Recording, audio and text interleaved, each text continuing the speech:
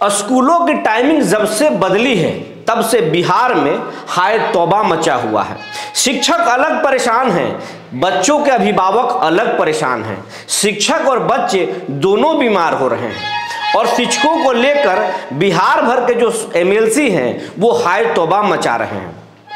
चाहे वो सत्ताधारी दल के जेडीयू के नीरज कुमार हों या बीजेपी के संजय मयूख, कांग्रेस के एमएलसी हों या फिर आरजेडी के एमएलसी हों, इस मुद्दे पर सभी एक साथ हैं और के पाठक के खिलाफ आग बबूला हो चुके हैं। चुनाव के बाद के पाठक पर एक्शन करने की बात कर रहे हैं और यहां तक बोल रहे हैं कि अगर हमारी बात सरकार नहीं मानी तो हम कोर्ट में पाठक को घसीट देंगे। जी नमस्कार, मैं हूं विपुल कुमार और आप देख रहे हैं सूर्य बिहार डिजिटल न्यूज। अब हम अपने शिक्षक साथियों से अपील करना चाहते हैं, विनम्र अपील करना चाहते हैं। लगातार हम आपसे अपील कर रहे हैं, लेकिन जिस तरीके का प्यार आपका मिलना चाहिए, जिस तरीके का प्यार पहले मिल रहा था, अब नहीं मिल रहा है। हम कह रहे हैं कि हमारे चैनल को आप सब्सक्राइब कीजिए और बेल आइकन को दबाइए। इससे आपको सबसे पहले हमारी खबर आप तक पहुंचेगी और इस सब्सक्राइब करने से आपको कोई पैसा नहीं लगेगा और ये सहयोग हमको बड़ा करेगा, हमारे चैनल को बड़ा बनाएगा। और जब चैनल बड़ा होगा तो आपका आवाज़ बुलंद होगा और आपकी बात जो है सरकार तक पहुंचेगी। सरकार के हर मंत्री, हर विधायक को हम झकझोरेंगे। हम कोशिश कर रहे हैं कि जिस चुनाव में जा रहे हैं, जहां भी जा रहे हैं, आपकी बात उन नेताओं तक पहुंचाएं और उनको घेरने की कोशिश करें। तो हम चाहेंगे कि आप हमारे चैनल को सब्सक्राइब कीजिए और बेल आइकन को दबाइए। अब हम मुद्दे पर आते हैं। सत्ताधारी दल, विपक्ष और तमाम जो बिहार के जो एमएलसी हैं सब हाय तौबा मचा रहे हैं और कह रहे हैं कि 4 जून के बाद जो है उन पर एक्शन होगा। लेकिन क्या एक्शन होगा, सवाल यही है, क्या एक्शन होगा। याद कीजिए आप शीतलहर, जब शीतलहर चल रहा था और पाठक जी ने स्कूलों की टाइमिंग 9 बजे तक कर दिया था। मुख्यमंत्री ने खुले सदन में कहा था कि स्कूल 10 बजे से चलेंगे और शिक्षकों को मात्र 15 मिनट पहले आना होगा। लेकिन सीएम की बात, मुख्यमंत्री की बात देश के इतिहास में पहली बार हवाई हो गई थी। मुख्यमंत्री की बात मानने से पाठक ने इनकार कर दिया था। जिस दिन मुख्यमंत्री ये बात बोले थे उसी दिन वीडियो कॉन्फ्रेंसिंग में वीसी में पाठक ने कह दिया था कि जिस टाइमिंग से स्कूल चलता है, जिस टाइमिंग पर निरीक्षी पदाधिकारी स्कूल पहुंचते हैं, उसी समय सबको पहुंचना है। यानी मुख्यमंत्री को भी पाठक ने खुली चुनौती दे दी थी। लेकिन उस समय सरकार ने पाठक पर कोई एक्शन नहीं लिया।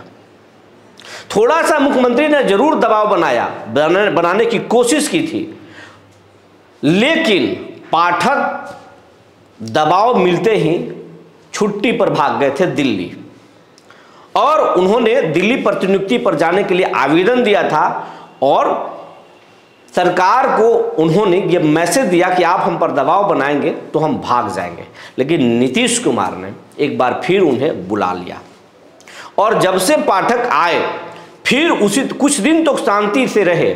जब सत्ता का परिवर्तन हुआ, आरजेडी के बजाय जब बीजेपी के साथ नीतीश कुमार आए तो कुछ दिन तक तो शांत रहे पाठक, लेकिन एक बार फिर उसी अंदाज में आ गए हैं। वो शिक्षकों को शांत नहीं देखना चाहते हैं, वो शिक्षकों को देखकर खुश देखकर नाराज हो जाते हैं। ऐसा उनके एक्शन से लगता है कि शिक्षक अगर रोएंगे तो पाठक हंसेंगे, यही लगता है। इसीलिए लगातार शिक्षकों को प्रताड़ित करने वाले, उनको मानसिक तौर पर परेशान करने वाले फरमान पाठक जी देते रहते हैं और उसी का एक नतीजा है सुबह 6 बजे से दोपहर के 1:30 बजे तक स्कूल को संचालित करने का फरमान।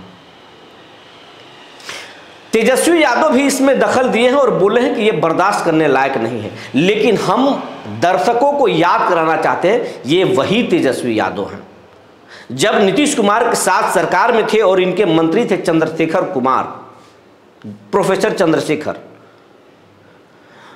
जो 1 महीने तक पाठक जी के डर से अपने कार्यालय नहीं गए थे और जब सीएम ने और पाठक जी ने दबाव बनाया तो अपने मंत्री का विभाग बदल दिए थे, गन्ना विभाग में भेज दिए थे। फिर वही तेजस्वी यादव ये कैसे बोल रहे हैं कि हम पाठक की मनमानी को बर्दाश्त नहीं करेंगे, उनके खिलाफ सदन में बोलेंगे। जब सत्ता में थे तो आप नहीं बोले, अपने मंत्री को पाठक के सामने बदल दिया और उनको हैसियत दिखाने की कोशिश की, फिर कैसे पाठक से लड़ पाएंगे।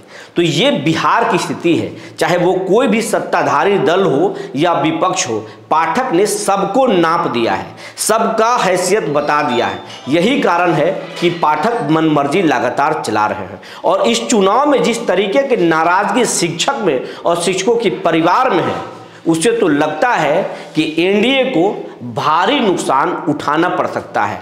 और विपक्ष में भी नाराजगी है।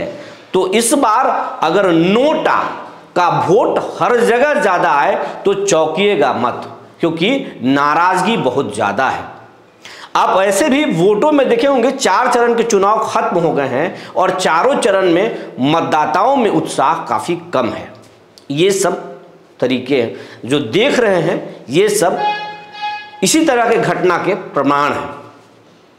पाठक आखिर इतने बलवान कैसे हो गए, इतने शक्तिशाली कैसे हो गए, ये स्टडी का विषय है। हालांकि नीतीश कुमार कई आईएएस और कई आईपीएस अधिकारियों को जगह धरा चुके हैं, उनको सन्टिंग कर दिए हैं, लेकिन ये पाठक ही पहले अधिकारी हैं जो लगातार मनमर्जी कर रहे हैं और उन पर कोई भी डंडा नहीं चल रहा है और नीतीश उन पर कंट्रोल नहीं कर पा रहे हैं। ये कब कंट्रोल होंगे ये तो आने वाला वक्त ही बताएगा। तब तक के लिए धन्यवाद।